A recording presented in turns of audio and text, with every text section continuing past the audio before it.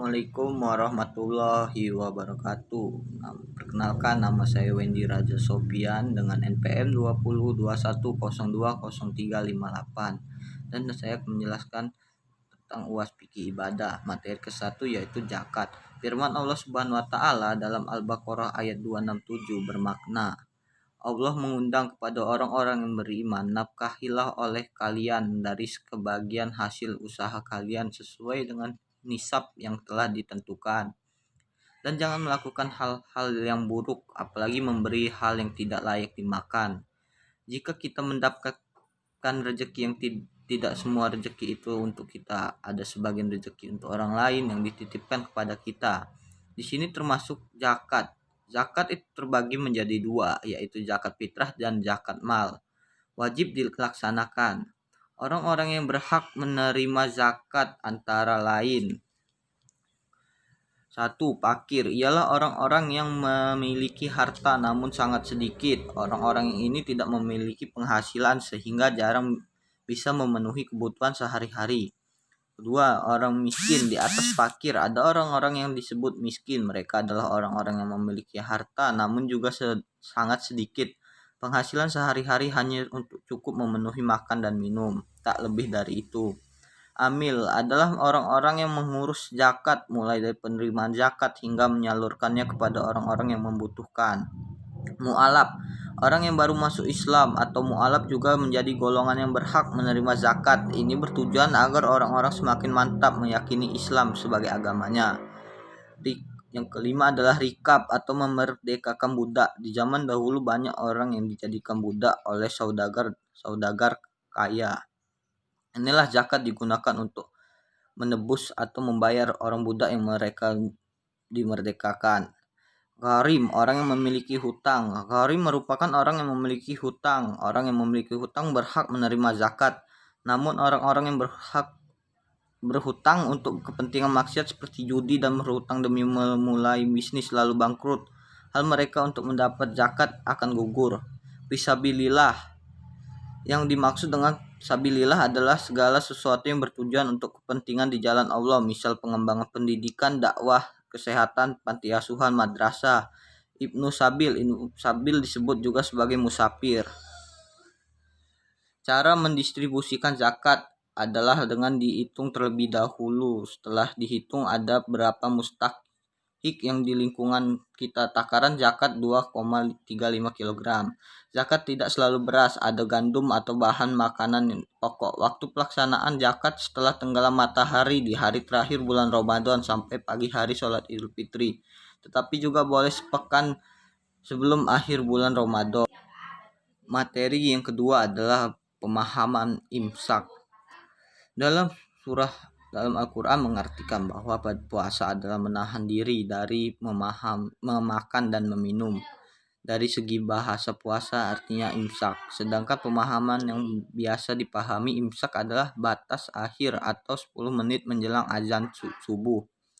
Ada beberapa pertanyaan tentang imsak, di antaranya diperbolehkan atau tidak saat imsak makan atau minum. Hal ini diperbolehkan, tetapi di sisi lain ada permasalahan antara teori dan praktek. Secara teori artinya menahan, tetapi prakteknya masih boleh makan dan minum sebelum azan subuh. Menjadikan hal tersebut tidak sinkron antara teori dan praktek. Supaya seimbang antara teori dengan praktek, kita harus memahami kapan waktu imsak itu dilaksanakan. Sebenarnya akan seimbang apabila waktu imsak bukan 10 menit sebelum azan subuh, melainkan tepat saat azan subuh dikumandangkan. Dan sebelum azan subuh dikumandangkan masih bisa memakan dan meminum. Dan saat 10 menit azan subuh itu disebut komando imsak, maka imsak adalah seharian. Dan seharusnya komando imsak yang dilaksanakan pada sebelum zuhur atau sesudah zuhur. Karena komando imsak memberi peringatan dalam berhati-hati saat berpuasa agar menahan nafsu makan, minum dan sebagai lainnya. Materi yang ketiga adalah tayamum.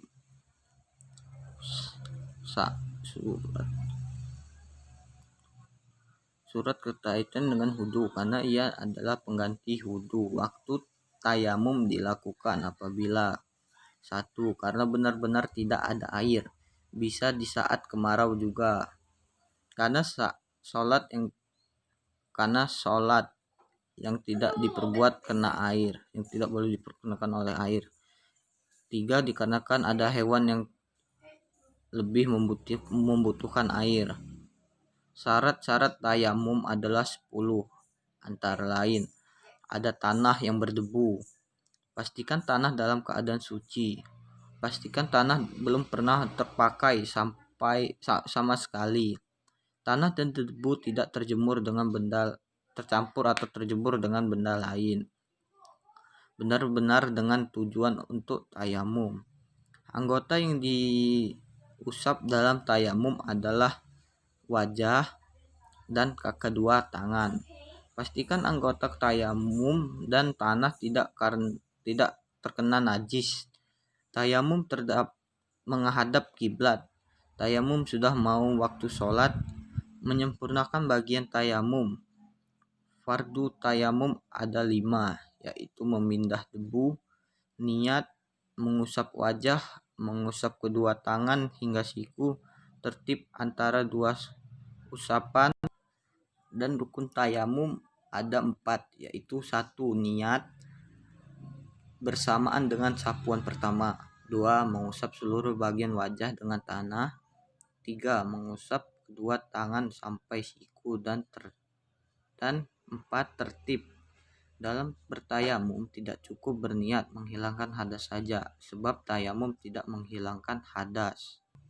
Sunnah tayamum ada 3, yaitu membaca basmalah, mendahulukan anggota kanan dari yang kiri, dan berurutan. Sedangkan yang membatalkan tayamum juga ada 3, yaitu semua hal yang membatalkan wudu, melihat air, dan ridah. Melihat air sebelum mengerjakan sholat dan membatalkan tayamum. Tayamum juga dapat digunakan untuk mandi wajib. Dalam ayat di dalam Al-Quran telah dikatakan oleh Allah Subhanahu wa Ta'ala bahwa ketika seseorang dalam keadaan junub maka disuruh mandi. Mandi jelas umumnya menggunakan air, tetapi ayat tersebut juga menyebutkan apabila seseorang dalam keadaan sakit atau sedang menjadi musafir, maka diperbolehkanlah menggunakan metode tayamum. Tayamum juga memiliki yang bisa membatalkan tayamum. Keluarnya sesuatu lewat kemaluan, tidur dengan berbaring, hilang akal. 4. Menyentuh kemaluan. 5. Menyentuh kulit lawan jenis. 6. Ditemukannya air. 7. Hilangnya penghalang. Tayamum juga dapat digunakan untuk mengerjakan amalan sholat sunnah. Tayamum merupakan cara untuk menghilangkan hadas sebagai pengganti wudhu, karena ada sebab-sebab yang memaksa. Tayamum ini hanya dapat digunakan untuk beberapa ibadah sunnah saja, seperti membaca Al-Quran, melakukan sholat sunnah seperti sholat duha, sholat tahajud berkali-kali. Mengapa Islam memberikan keringanan dalam berwudu dengan mengganti tayamum? Keringanan ini diberikan oleh Subhanahu wa Ta'ala pada umatnya agar tidak meninggalkan kewajiban ibadah meskipun sedang dalam perjalanan jauh dan sakit yang tidak bisa terkena air atau halangan yang lainnya. Apabila kalau di perjalanan sedang dilanda kemacetan dan waktu sholat sudah semakin dekat, semakin berakhir, dan waktu sholat pun semakin berakhir karena belum juga menemukan masjid, maka diperbolehkanlah dalam surah ini tayamum diberlakukan.